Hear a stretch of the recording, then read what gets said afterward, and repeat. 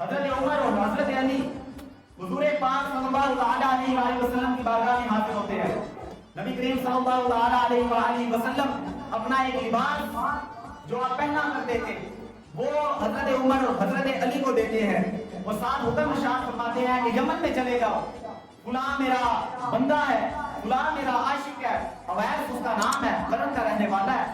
بطور انعام آپ نے یہ اور جو کپڑے تھے ان کے وہ اویس کرنے کے حوالے کرنے ہیں اور اویس سے کہہ دینا کہ میری امت کے لیے دعا کرے. یہاں پہ علماء یہ نقطہ ارشاد فرماتے ہیں کہ دو ہی صحابی یعنی اور بھی جو کافی صحابہ تھے, حضرت عمر اور حضرت علی کو کیوں بھیجا؟ اس میں نقطہ یہ ہے کہ آنے والے وقت میں نبی کریم صلی اللہ علیہ وسلم کو معلوم تھا کہ کچھ ایسا فرقہ اور کچھ ایسے بندے جو اختلاف کریں گی کہ حضرت عمر اور حضرت علی کے آپس میں بنتی نہیں تھی.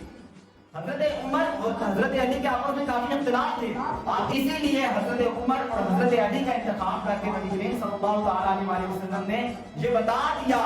کہ لمبے سفر کی مسافت کبھی بھی دشمن طے نہیں کرتے, جب بھی کرتے ہیں دوست طے کرتے ہیں.